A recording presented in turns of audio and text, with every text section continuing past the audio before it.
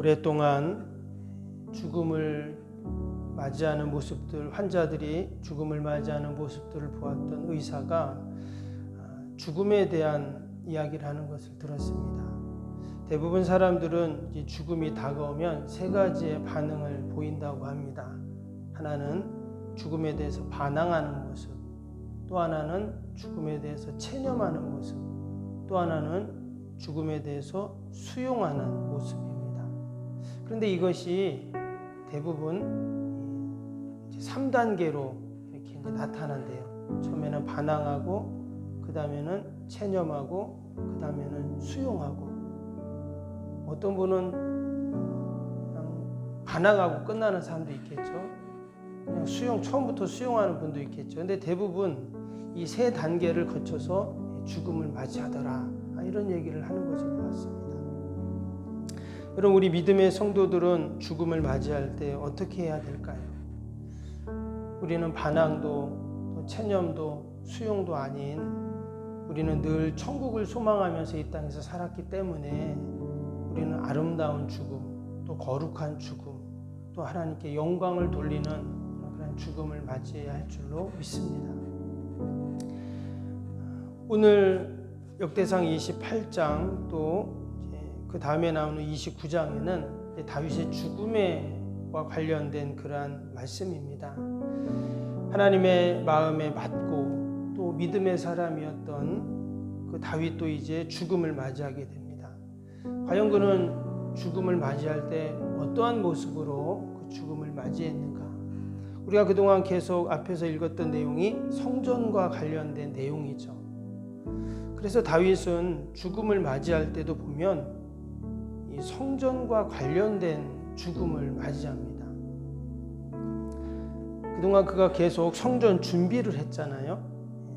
그래서 그는 죽는 그 순간까지 이 성전 준비와 관련된 일들을 합니다. 오늘 1절을 보면 오늘 1절이 어떻게 시작이 됩니까? 다윗이 이스라엘의 모든 고관들 곧 각 지파의 어른과 왕을 섬기는 반장들과 천부장들과 백부장들과 및 왕과 왕자의 모든 소유와 가축의 감독과 내시와 장사와 모든 용사를 예루살렘으로 소집하고 그랬습니다. 한마디로 지금 다윗이 유언을 하려는 겁니다. 모든 백성들을 다 불러 모으고 유언을 하는 거예요. 근데 그 유언의 내용이 어떤 내용입니까? 하나님이 나에게 하신 말씀이 이렇다 하면서 하나님의 말씀을 이야기합니다. 그리고 우리 믿음의 사람들은 마지막 죽음의 순간에도 어떤 말을 해야 될까요? 하나님의 말씀을 하는 겁니다. 아멘. 다윗은 지금 마지막 죽음의 순간이 다가오는데 어떤 말을 하냐? 하나님 말씀을 이야기해요. 복음을 이야기하고 하나님의 뜻을 전하고 있다는 것입니다. 근데 어떤 말씀이었냐? 바로 하나님께서 성전을 지으라고 하는 그 이야기를 쭉 하게 됩니다. 근데 그 이야기를 하면서 오늘 1절에서 10절까지 읽었는데요, 계속 반복되는 하나의 단어가 있습니다. 그래서 우리가 성경을 읽을 때 보면 이렇게 좀 반복되는 단어가 있어요. 뭐 그 장이나 구절에 보면. 그래서 반복되는 단어를 우리가 자세히 보면 이 본문에서 또 이 내용에서 하나님이 뭐를 강조하시고 또 뭐를 말씀하시려고 했는가를 우리가 좀 알 수 있습니다. 근데 여기에는 어떤 말을 강조했냐면 택했다라는 말을 계속 강조합니다. 그래서 오늘 4절 한번 볼까요?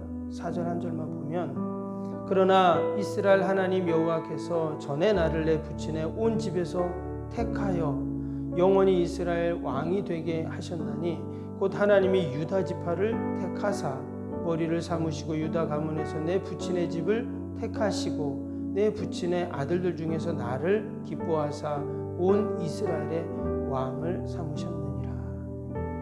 여기 보면 택했다는 말을 3번 지금 반복하고 있죠. 근데 5절, 6절 또 밑에 10절에도 보면 또 택했다는 말이 또 계속 나오고 있어요. 왜 이렇게 계속 하나님이 나를 택하셨다, 또 뭐 택하셨다, 이 말을 왜 계속 할까요? 지금 그것을 강조하고 그것을 중요하게 여기기 때문인 거죠. 그러면 택했다는 말이 무슨 말인가? 하나님의 주권을 말을 하고 있어요. 내가 뭐를 가게에 가서 물건을 딱 택할 때, 그럼 내가 택할 때는 이게 내가 좋고 또 이거 필요해서 딱 사는 거잖아요. 택하는 거잖아요. 하나님이 자신을 그렇게 택하셨다는 거예요. 그리고 더불어서 솔로몬도 그렇게 택했다는 겁니다. 이것이 내가 뭐 잘나고 내가 잘해서 이스라엘의 왕이 된 게 아니고, 또 다윗이 지금 얼마나 왕자들이 많습니까?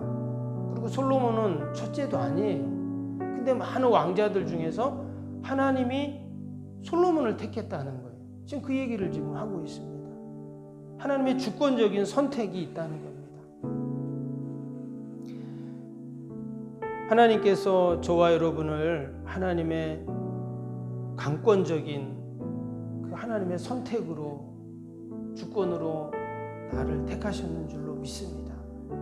그러면 하나님이 택하실 때는요, 택한 자에게는 반드시 특권이 주어집니다.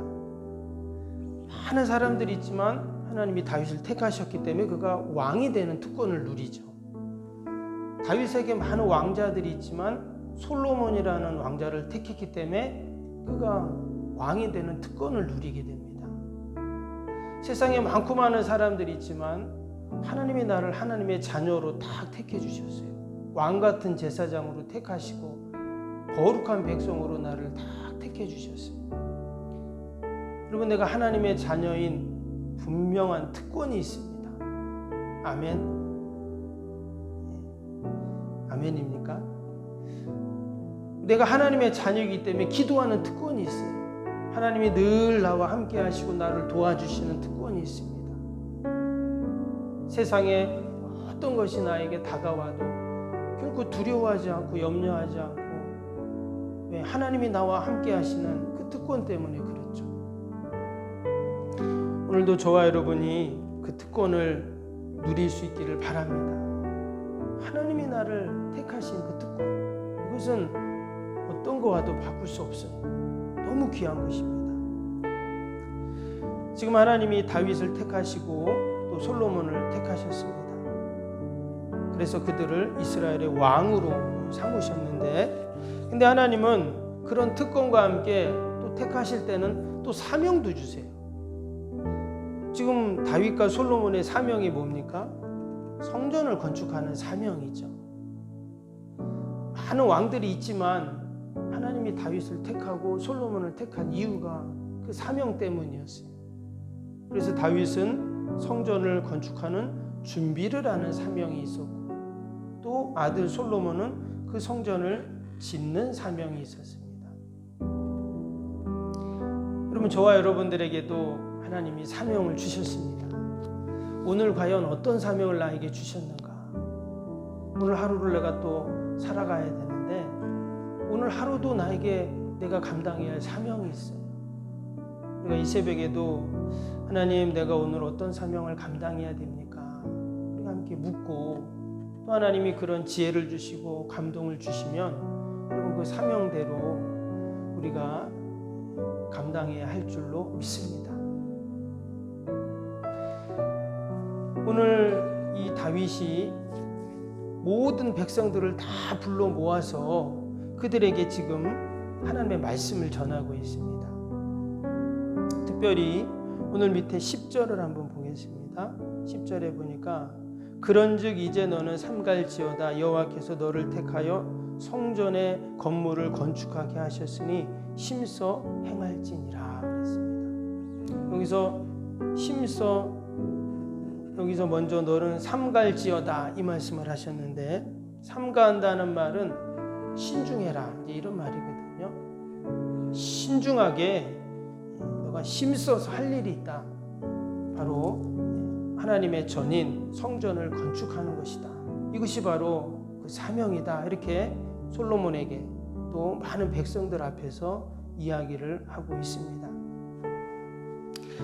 성전을 건축하기 위해서 이어지는 11절부터 보니까 뭐가 나오냐면 성전의 설계도가 나옵니다. 근데 밑에 18절 한번 볼까요? 18절 보니까 18절까지 그 내용이 쭉 나오죠. 근데 19절에 한번 볼까요? 19절에 뭐라고 했냐면 다윗이 이르되 여호와의 손이 내게 임하여 이 모든 일의 설계를 그려 나에게 알려주셨느니라 그랬습니다. 여기 보니까 하나님께서 모든 일의 설계를 그려서 나에게 알려주셨다 이렇게 말씀하세요. 이 참 놀라운 일이죠. 지금 성전을 짓는데 하나님의 손이 내게 임해서 이 설계도를 다 그려주셨다는 거예요.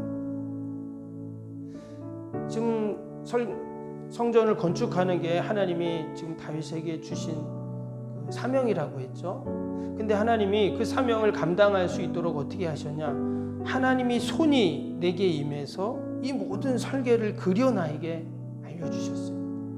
그래서 다른 말로 하면 우리가 오늘 하루도 사명을 감당해야 되는데 그 사명을 감당할 때 하나님이 마치 설교대를 그려주는 것처럼 다 알려주신다는 거예요. 우리는 대개 사명이 있지만 내 마음대로 하기 때문에 문제가 생기는 거거든요. 하나님이 다 그려서 알려주는 그대로 하면은 문제가 없죠. 문제가 생길 수가 없죠. 왜? 그대로 하면 되니까. 그래서 우리가 사명을 감당할 때 우리가 기도해야 하는 것입니다. 하나님 주신 말씀을 붙잡고 우리가 하나님께서 주시는 지혜를 구하면서 하나님 오늘도 내가 사명 감당할 설계도를 저에게 그려서 알려주세요. 그렇게 기도할 때 성령님께서 우리에게 깨닫게 하시고 분명히 지혜를 주시고 오늘도 나아갈 길을 보여주실 줄로 믿습니다. 저는 성경에 있다가 가장 좋아하는 구절이 뭐냐면 내가 어디로 가든지, 저는 이 말씀을 참 좋아해요. 어디로 가든지. 우리가 늘 어디로 갈지 모르잖아요. 일로 가야 되는지 절로 가야 되는지 이렇게 해야 되는지 저렇게 해야 되는지 우리가 모르는데 하나님은 어디로 가든지 이렇게 말씀하셨어요.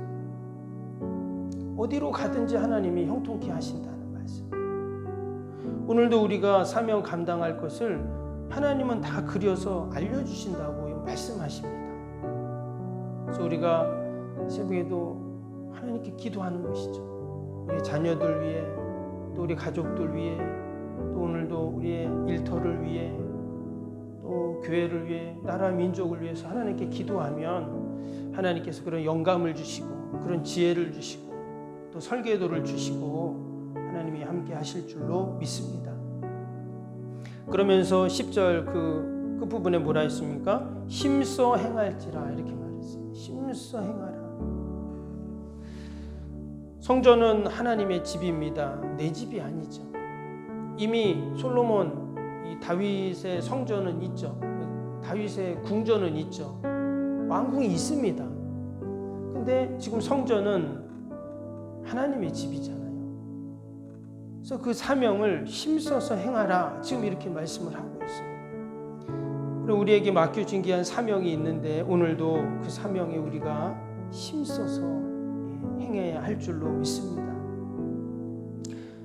그럴 때 하나님께서 우리에게 주시는 그 은혜와 복을 우리가 누리고 또 늘 그러한 뜻을 우리가 받드는 저와 여러분이 될 수 있기를 바랍니다. 마지막 20절 한번 볼까요? 20절 이런 말씀이 나옵니다. 그 부분에 또 그의 아들 솔로몬에게 이르되 너는 강하고 담대하게 이 일을 행하라. 두려워하지 말며 놀라지 말라. 내가 여호와의 성전 공사의 모든 일을 마치기까지 여호와 하나님 나의 하나님이 너와 함께 계시사 내게서 떠나지 아니하시고 너를 버리지 아니하시리라. 하나님이 성전 건축을 하는 동안 떠나지 않고 버리지 않고 도와주신다 이렇게 말씀하고 있습니다. 뿐만 아니라 마지막 21절에 보면 모든 백성들에게 솔로몬을 도와라. 또 이 명령을 잘 받들어라 하는 부탁을 유언을 하는 내용을 보게 됩니다.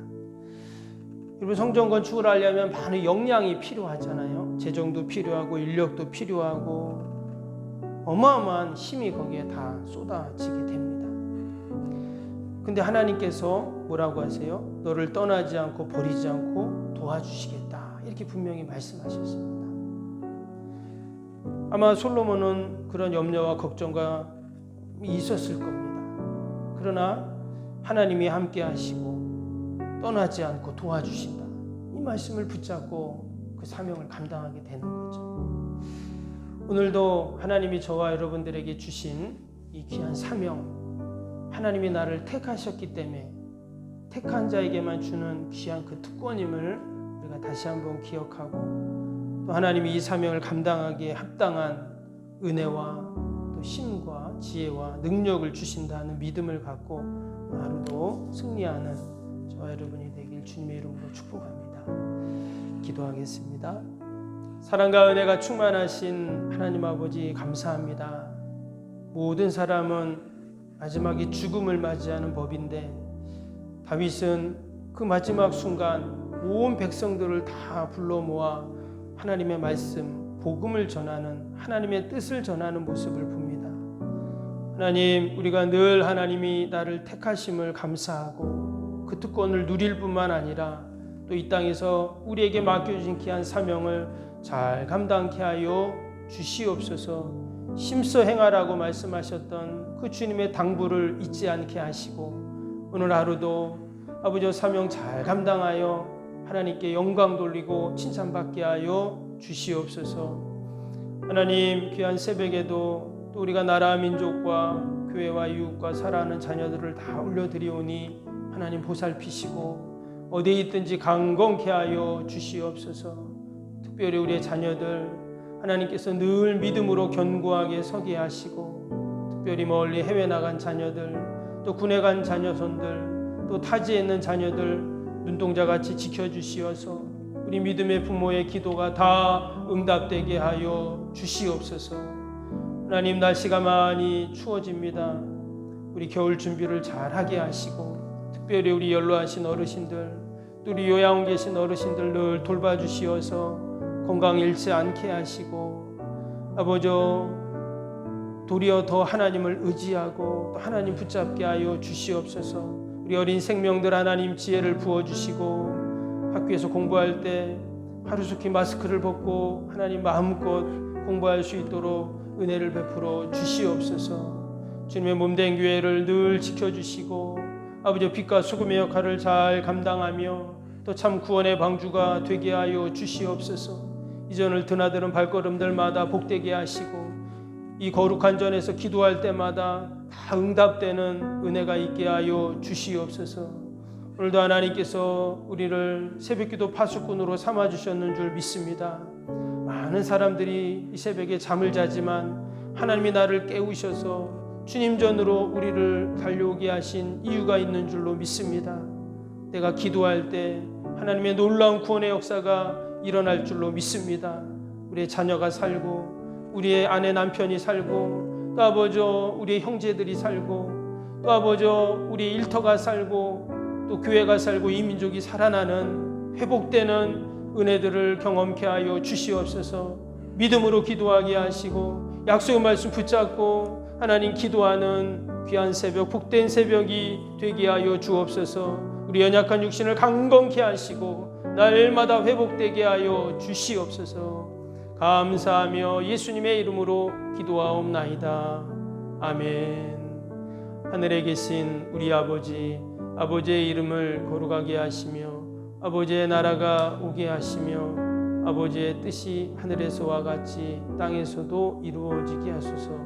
오늘 우리에게 일용할 양식을 주시고 우리가 우리에게 잘못한 사람을 용서하여 준 것 같이 우리 죄를 용서하여 주시고 우리를 시험에 빠지지 않게 하시고 악에서 구하소서. 나라와 권능과 영광이 영원히 아버지의 것입니다. 아멘.